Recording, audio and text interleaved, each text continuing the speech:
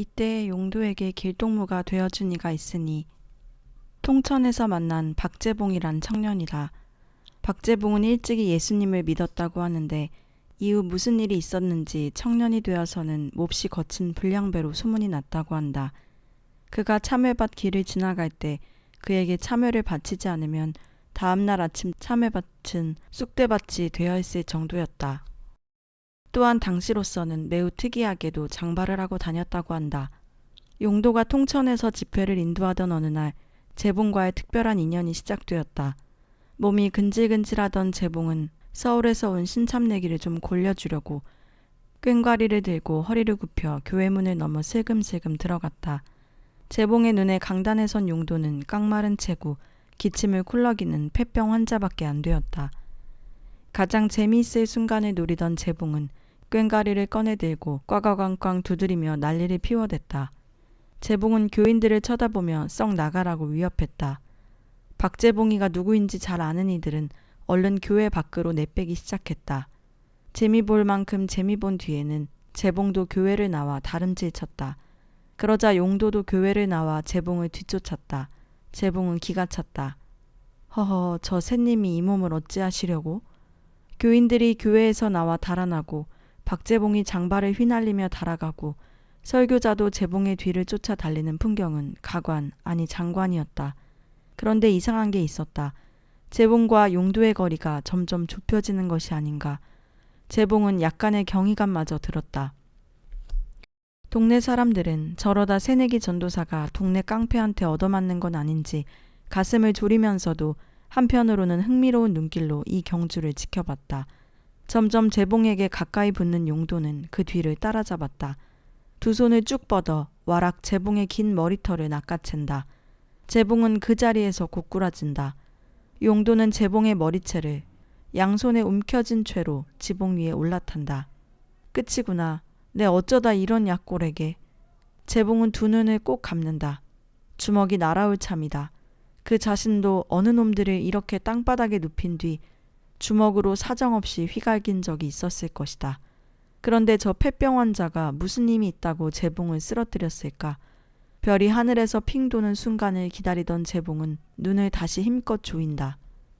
그런데 얼굴 위로 툭툭툭 비가 떨어진다. 그리고선 들리는 외침. 주여, 저가 무슨 짓을 하는지 알지 못하는 이 청년을 불쌍히 여겨주소서. 재봉은 화들짝 놀라 눈을 떴다. 몇 방울 떨어진 빗방울은 용도의 눈물이었다. 그래서 차지 않고 미지근했던 것이다. 바닥에 눕혀진 재봉 위로 주먹질이 아니라 눈물의 기도들이 날아들이쳤다. 깡패질을 하다 맞아본 어떤 주먹보다 아픈 주먹이었다. 사랑의 주먹에 박재봉은 제대로 고꾸라진 것이다. 재봉의 속은 알 수 없는 뜨거운 무엇으로 끓어올랐다. 숨이 가빠지고 머릿속은 백지장이 되었다. 사랑의 성령께서 담의색으로 뛰던 재봉을 완전히 사로잡은 사건이었다. 그 뒤로 사도 바울처럼 재봉도 180도 딴 사람이 되었다. 유명했던 무뢰배는 그에게 일어났던 이 일을 알기 위해서였는지 어린 시절의 신앙을 생각함이었는지 어쨌든 열렬하게 기도에 몰입하였다. 이렇게 하여 용도의 기도가 약해지고 있을 때에도 재봉의 기도는 활활 타오르고 있었던 것이다. 재봉의 기도 생활에 깊은 감명을 받은 용도가 자기의 신앙을 부흥시키고자 재봉과 나를 잡아 금강산으로 들어가기로 했다. 둘은 깊고 울창한 백정몽을 기도처로 잡았다.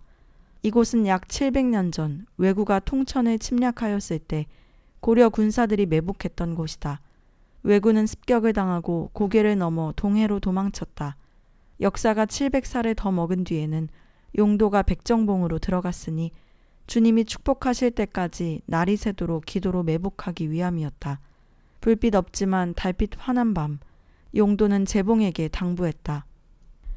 내가 들어가 엎드리거든 내가 일어날 때까지 나를 깨우지 말고 만일 여러 날이 걸려서 혹 집에서나 교회에서 찾아오는 일이 있어도 내가 일어나기 전에는 나를 누구든지 일으키지 못하도록 해주시오.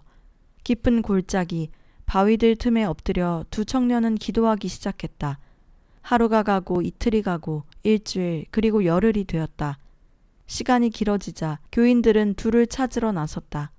용도와 재봉은 그때까지도 엎드려 금식하며 기도를 올리고 있었다. 산에서 내려온 용도는 이때로부터 전과는 아주 다른 사람이 되었다. 신앙에 자신이 끓고 전도하여 다른 사람을 끓게 하는 열 있는 전도인이 되었다. 이에 그는 생활하는 사람이라기보다 기도하는 사람이 되었고 말하는 전도자이기 전에 기도하는 기도꾼이 되었다. 앞으로 용도는 예배당이 아니면 시외 산기슭이나 시냇가에서 만날 수 있다. 거기서 엎드려 몸부림치며 기도하는 그를 볼 것이다. 13살 적에도 기도에 남다름을 보였고 25적 강동에서도 변화가 있었고 삼위 형제와는 인왕산 산기도로 단련하였으나 29 다시 기도에 철저하게 붙잡힌 바는 용도를 볼 수 있다. 박재봉은 산기도 후 용도가 실생활에서는 손으로 예배당을 수리하며 동리에 우물을 파주며 거린을 업고 다니는 등 어찌 보면 좀 지나친 듯한 생활과 실천을 했다고 전한다. 기도의 은혜는 사랑의 실천으로 이어진다. 용도가 부임한 강원도 통천은 원산 지방을 구성하는 한 구역이었다. 그가 도착했을 때에는 교회가 두 파로 갈려 있었다. 청년회장 유원복과 주일학교 부장 김석호가 세력을 형성하여 대립하였던 것이다. 용도가 금강산에서 기도의 부흥을 겪었다 하여 현실의 까다로운 문제들이 저절로 사라지는 것은 아니었다. 다만 제 어떤 문제라도 기도의 수레에 담지 못함이 없음을 다시 확인한 용도는 습관에 따라 새벽 2시 반 3시쯤 예배당으로 가서 기도했다. 아버지여, 나의 혼을 빼어버리소서. 그리고 예수에게 아주 미쳐버릴 혼을 넣어주소서. 예수에게 미쳐야 하겠나이다. 예수에게 미치기 전에는 주를 온전히 따를 수 없사옵고 또한 마귀와 싸워 이기지 못하겠나이다.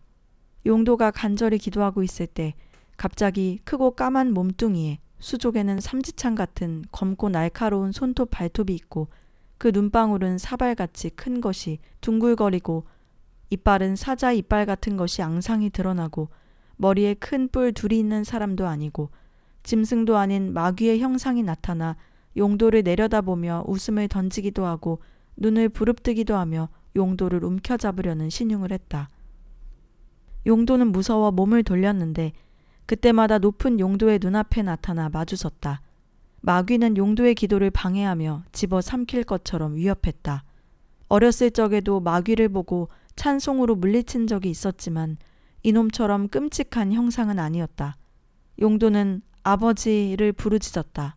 성전을 둘러보니 마귀는 한두 마리가 아니었다. 또 예배당 밖에서 고개를 안으로 들이밀고 용도를 쏘아보는 놈도 있었다. 아버지를 부르짖던 용도는 일어나 이들을 향해 주먹을 휘두르며 날뛰었다. 그러나 담벼락과 유리창을 때릴 뿐이었다. 손에는 벌써 피가 흐르기 시작한다. 사탄아, 물러가라. 이 집은 아버지의 성전이니 물러가라. 그러자 마귀들은 예배당에서 달아나기 시작했다. 마지막으로 남아있는 한 마리가 교회당에서 도망치자 용도는 놈을 추격했다. 놈은 어느 권사의 집으로 쏙 들어갔다. 용도도 뒤따라 들었다.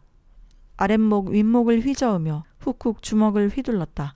마귀는 교인들의 머리에 나쁜 생각을 넣어주는 것 같았다. 놈은 바꾸어 청년회장 유원복의 집으로 갔고 용도도 그곳으로 갔다. 그러자 놈은 주일학교 부장 김석호의 집으로 갔다. 용도는 계속 추격하며 온통 시가를 헤집으며 뛰었다. 놈들이 전부 물러가자 용도는 스스로 감격에 겨워 할렐루야, 할렐루야를 외치며 집으로 돌아왔다. 변종호는 이 사건 이후 용도가 어찌 보면 정신에 이상이 생긴 것 같기도 하고 또 어찌 보면 몇 날 못 살 것 같이 보이기도 하였다. 그러나 육체가 이렇게 되는 반면 심령에는 엄청난 능력과 권세가 있었다고 전한다. 이 세상에 속한 사람처럼 보이지 않고 하늘의 사람처럼 보였다고 한다. 용도는 영적 체험이 많았다. 체험 때문에 주님을 사랑한 것이 아니었음에도 주님을 너무도 사랑하다 보니 체험도 많았다. 영적 체험은 이 땅과 하늘 간의 은밀한 대화다. 주님께서 영적 체험을 허락하실 때에는 이유가 있다. 1928년 마귀 격퇴 사건을 통해 한층 더 용도를 강하게 하신 주님은 1929년 원산의 대부흥에 용도를 충분히 사용하실 것이다. 1929년 부흥 역사에 대한 증인은 피도수, 변종호, 남감리회 연회록만 아니라 이용도의 일기가 있다. 그런데 일기가 자기에 대해 증인이 될 수 있는가? 이용도는 보이기 위해 일기를 쓴 것이 아니었고 출판을 염두에 둔 것이 아니었다. 따라서 그 기록은 거짓된 가공을 할 유혹으로부터 자유롭다. 또한 일기는 자신만이 볼 수 있음에 가장 솔직하고 사실 그대로의 사실이 기록되기에 유리하다. 용도의 진실한 인격도 그의 기록을 신뢰할 수 있게 해준다. 여기서는 먼저 1929년 대부흥의 목격자인 피도수는 1928년 11월에 조선 교회사에 기록될 만한 주요한 사건에 대해 상세하게 기록했다. 1928년 11월 이후 원산 지방을 휩쓴 성령의 역사는 그 후 2년 동안 계속됐다. 이 사건이 도화선이 되어 1929년에 대부흥이 번져나가기 때문이다. 1920년대 말 당시는 한 해의 사역을 의논하고 세우는 지방회가 열리기 전에 목사와 전도부인들이 모여 기도회를 갖고 부흥회를 한 다음 마지막으로 지방회를 보았다. 원산 지방회가 열리기 전 3일간 기도회와 5일간 부흥회를 먼저 하게 되었다. 1928년 11월 5일 월요일 금강산 온정리에서 남감리회 원산 지방의 지도자 15명이 브라만 선교사의 인도로 기도회를 가졌다. 통천구역의 용도는 교회 청년 김창희를 대동하고 참석했다. 3일의 기도회가 끝난 뒤 원산 지방 내 직분자들을 위한 5일간의 부흥회가 시작되었다. 선교 20년 차 춘천 지방에서 온 브라만 선교사가 직분자 부흥회도 인도했다. 부흥회가 열리고 있는 토요일에는 용도의 교회에서 유치원 교사 김채경 그리고 고씨와 청년회장 유원복이 도착했다. 용도와 함께 월요일부터 참석한 김창희와 아들 셋은 현재 두 파로 분열된 교회 내에서 같은 편이었다. 그러나 갈등의 상대편인 주일학교 측에서는 아무도 오지 않았다. 두 그룹을 화해시키고자 했던 용도는 안타까웠다. 거기다 이들은 부흥회보다는 금강산 관람에 기대를 두는 것 같았다. 토요 부흥회가 끝나고 주일이 되었다. 김채경 자매가 용도에게 와서 아침 예배에 가지 않고 산에 가겠다고 했다. 은혜를 통해 반목이 치유되기를 원했던 용도의 속은 타들어갔다. 그는 채경에게 산에 가지 말고 교회에 가는 것이 좋겠으니 기도해보라고 했다.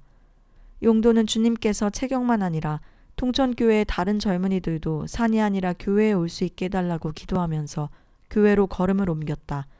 예배당 안으로 들어서니 감사하게도 채경과 다른 세 사람이 모두 앉아 있었다. 예배 중에는 은혜가 있었다. 그러나 부흥회 마지막 날인 월요일에는 자매나 원복, 고씨 등은 직장일로 통천으로 돌아가야 했다. 월요일 아침이 되었다. 주일학교 쪽에서는 아직도 오지 않았다. 용도는 그래도 한쪽이라도 진실로 회개한다면 교회의 치유에 보탬이 될 것이라 가기를 달래보았다. 채경이 다시 용도를 찾아와서 저는 아침 식사를 마치고 돌아가겠습니다.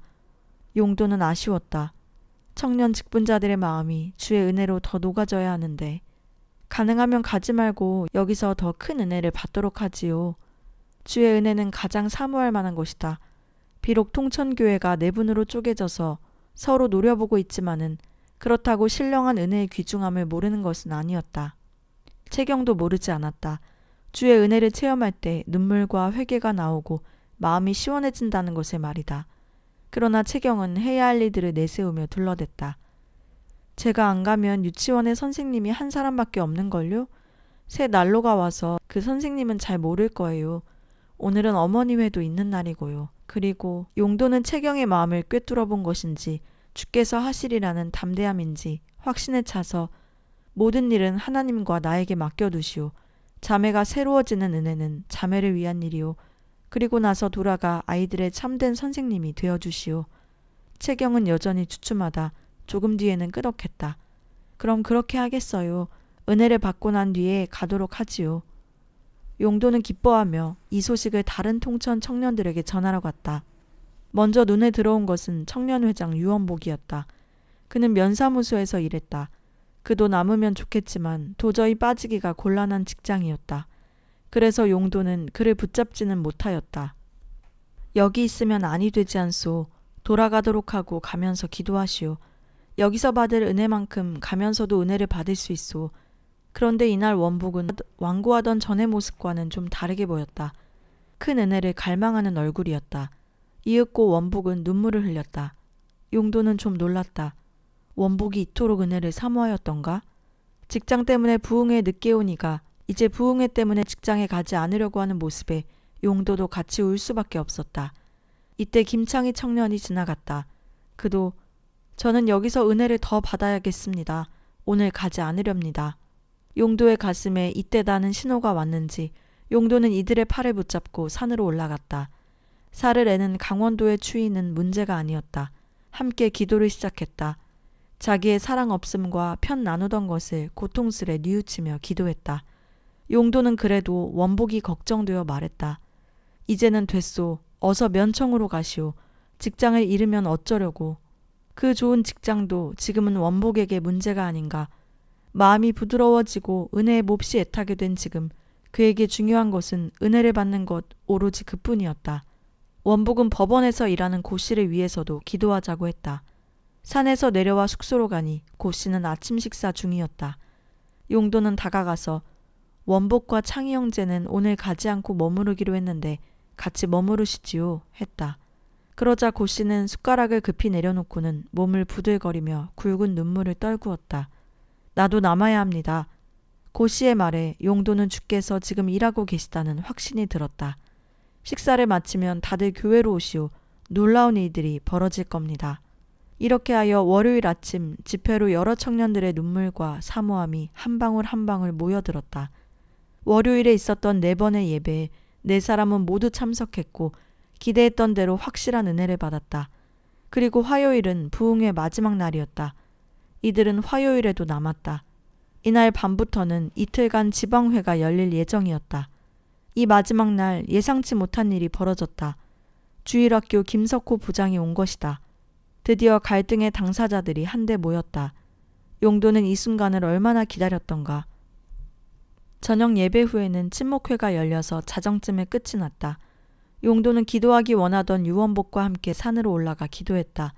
원복은 그가 미워했던 이들을 위해 힘껏 기도했다. 새벽 2시경 내려와 각자의 숙소로 헤어지는데 원복은 더 기도하기를 원했다. 용도는 부흥회는 끝났지만 아침에 친구들을 데리고 교회로 오시오 기도합시다. 그리고 용도는 숙소로 돌아왔다. 그러자 자고 있던 석호가 깨면서 지금까지 어디 있었습니까? 친목회가 끝나고 원복 형제와 산에서 기도했는데 은혜가 컸소이다. 이따 새벽에 다시 기도하기로 했소.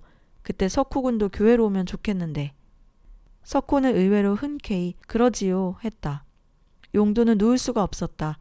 주님께서 주무시지 않고 일하시는데 누울 수가 없었다. 다시 교회로 갔다.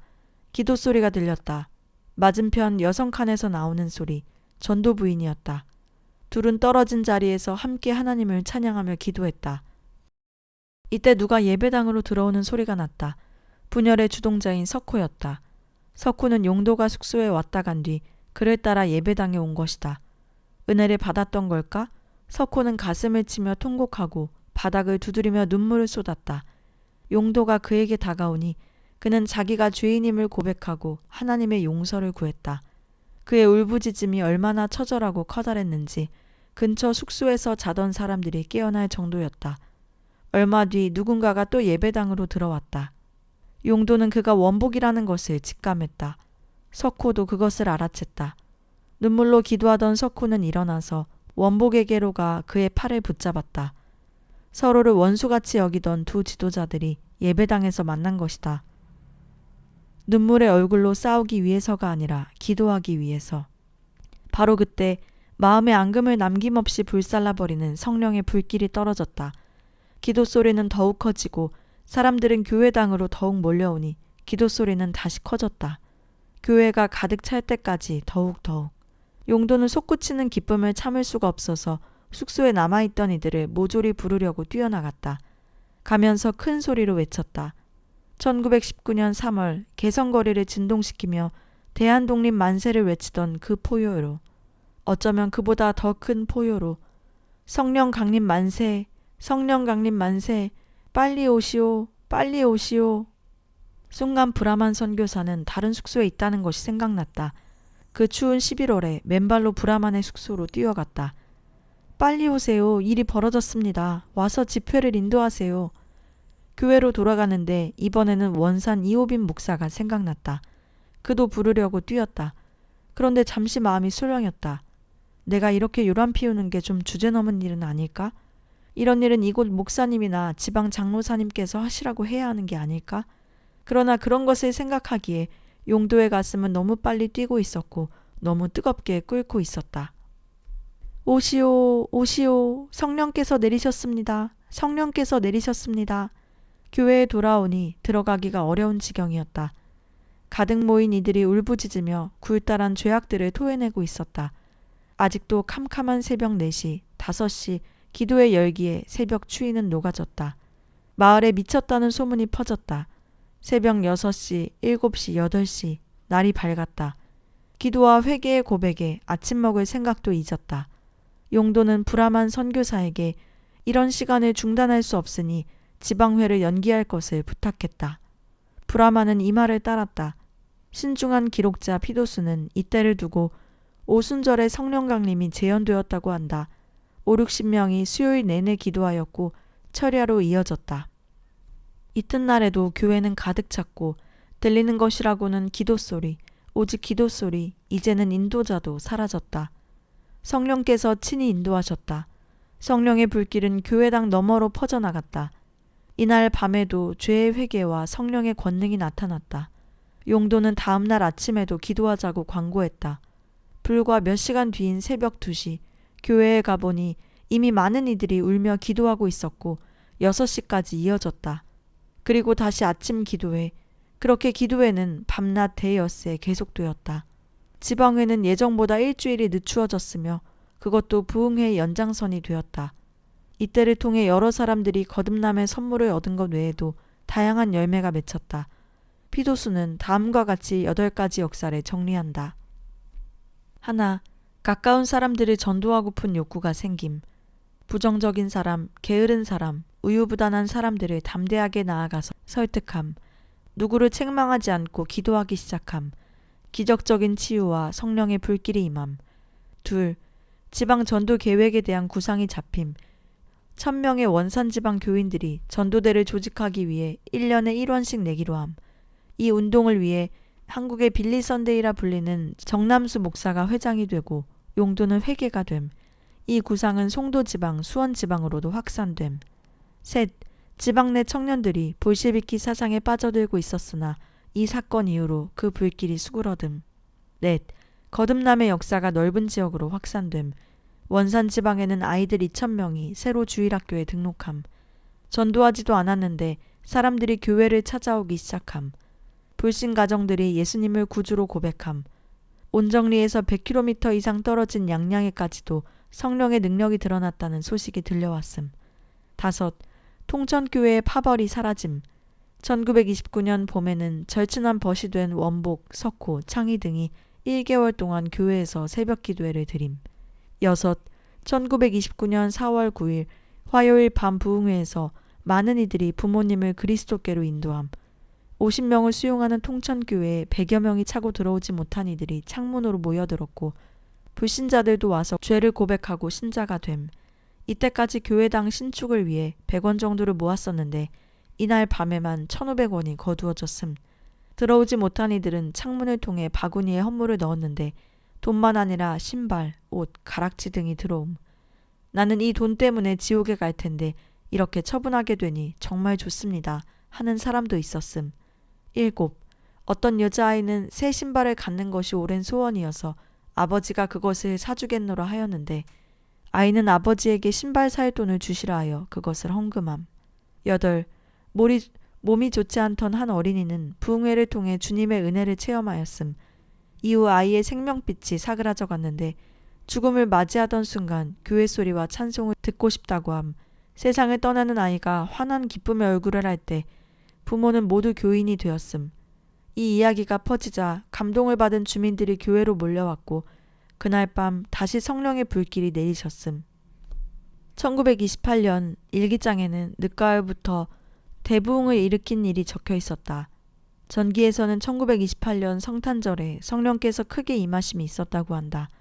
피도수는 1929년 1월 원상지방은 부흥의 열기가 가득했다고 전한다.